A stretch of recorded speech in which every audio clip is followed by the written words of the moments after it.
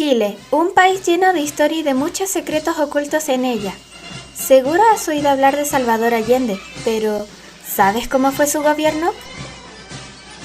Bienvenidos y bienvenidas, oyentes amantes de la historia de Chile. Somos un grupo de estudiantes de segundo medio de la región de Valparaíso, Chile. Sofía Arregada, Rocío Rodríguez, Paulina Vargas y Catalina Manso. Y les vamos a contar en qué consistió el gobierno de Salvador Allende. Pero para empezar, ¿quién fue Salvador Allende? Fue un médico y político chileno que nació en 1908 y participó en la fundación del Partido Socialista de Chile. Fue senador por varias décadas y buscó una alianza con el Partido Comunista de Chile. Fue candidato presidencial 4 veces hasta que ganó en 1970 con el apoyo de la Unidad Popular, una coalición de partidos de izquierda. Su gobierno enfrentó una fuerte oposición interna y externa que culminó con el golpe de Estado de 1973. A pesar de lo que me dijiste, todavía no sé cuál era su postura. En cuanto a su ideología, se identificaba con la política de izquierda, más orientada al socialismo.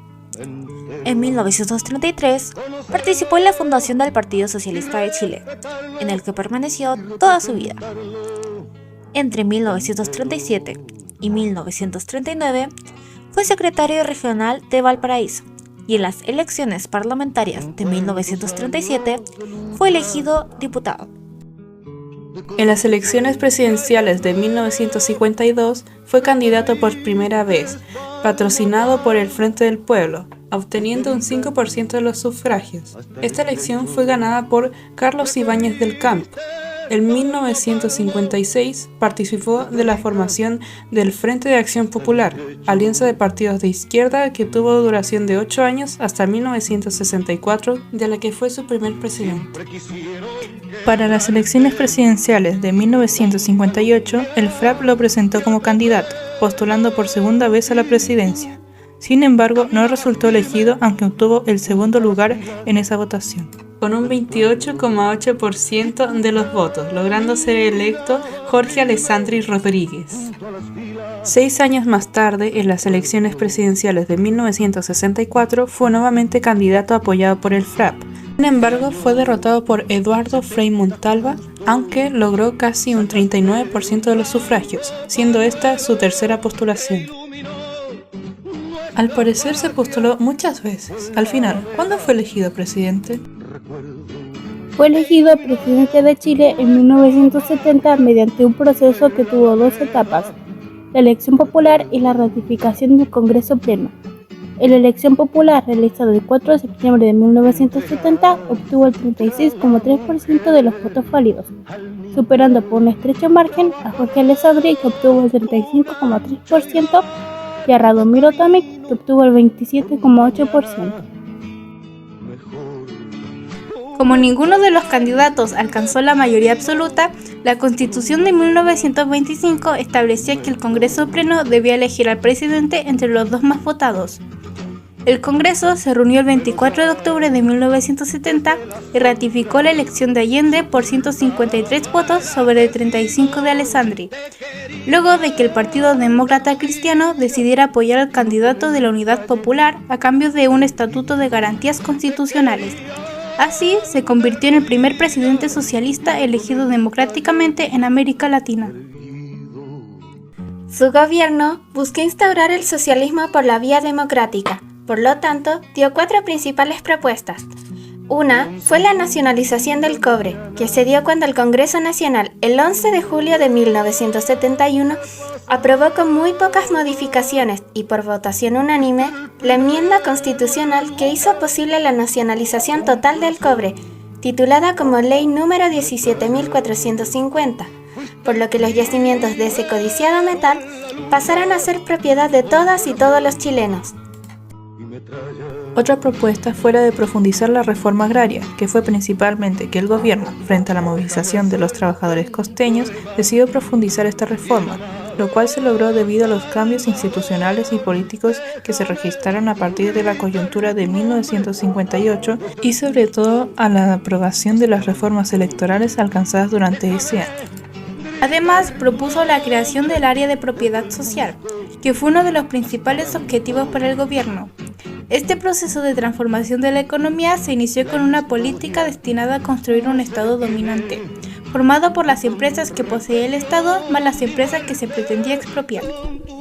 Y finalmente se planteó las remuneraciones, que fue fundamentalmente que se analizaba la creación de un sistema de salarios mínimos de niveles iguales para trabajos iguales, sin importar la empresa donde se hicieran estos trabajos.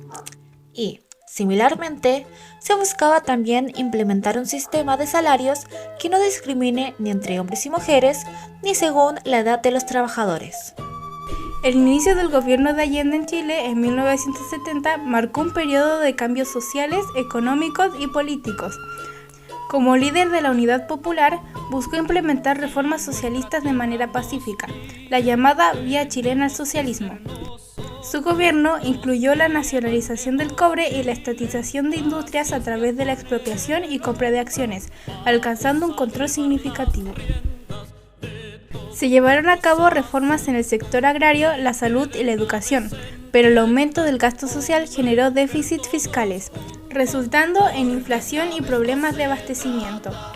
Enfrentó oposición tanto política como de sectores gremiales y se vio atrapado en tensiones internas entre quienes querían acelerar la revolución y aquellos que buscaban consolidarla. A pesar de un exitoso resultado electoral en marzo de 1973, la opción golpista ganó fuerza en la oposición. Allende, consciente de la necesidad de un sólido respaldo popular, consideró convocar un plebiscito que nunca se llevó a cabo. El 11 de septiembre de 1973, su gobierno fue derrocado en un golpe de Estado liderado por el general Augusto Pinochet, marcando el fin de la Unidad Popular y un periodo oscuro en la historia de Chile. ¿Pero acaso fue perfecto su gobierno? Uno de los conflictos durante el gobierno de la Unidad Popular fue el gasto social, que provocó un creciente déficit de los recursos fiscales, lo que se intentó solucionar mediante una emisión monetaria fiscal. Esto generó un proceso inflacionario en el año 1972, que se vio agravado por severos problemas de abastecimiento, obligando al gobierno a aplicar medidas de racionamiento, lo que generó problemas de acaparamiento e hizo que los partidos del gobierno hicieran acusaciones de sabotaje empresarial. Junto a esto, el gobierno debía enfrentar la polarización política de los partidos, como la oposición del Partido Nacional y de la Democracia Cristiana, que en sus inicios había apoyado la elección de Allende y su programa de gobierno. También se sumó el rechazo social de gremios como el de médicos, comerciantes minoristas, camioneros, mineros y otros grupos sociales, lo que se vio reflejado en marchas de apoyo y repudio hacia el gobierno, tomas y huelgas en todo el país. La prensa también comenzó a manifestar abiertamente tendencias políticas, usando un lenguaje cada vez más confrontacional e intentando posicionar a los ciudadanos a favor o en contra del gobierno. En el frente interno, el gobierno se vio entrampado por la división entre los sectores que querían acelerar y profundizar el proceso revolucionario y los que pretendían consolidar el proceso.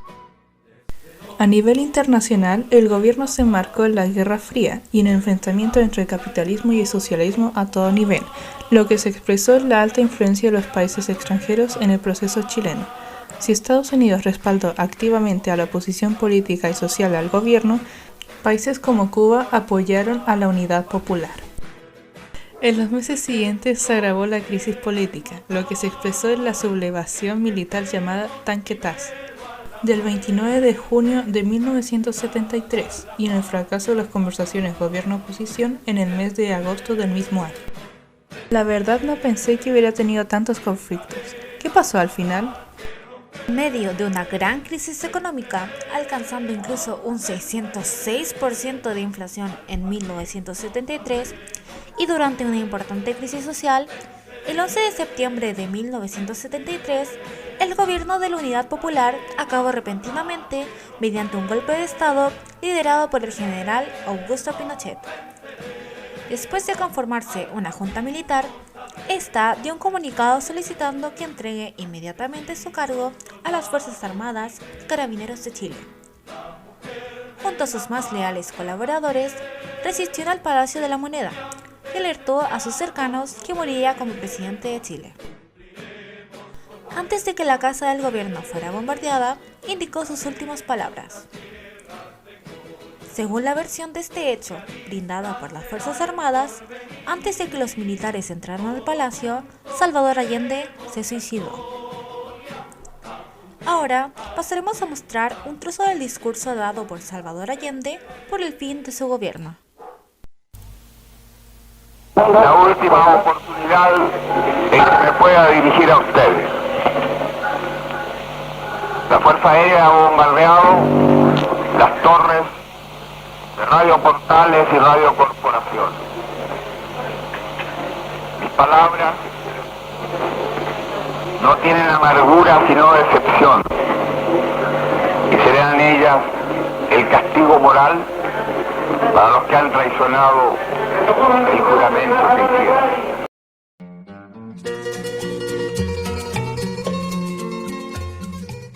Después de su gobierno, Chile jamás volvió a ser el mismo.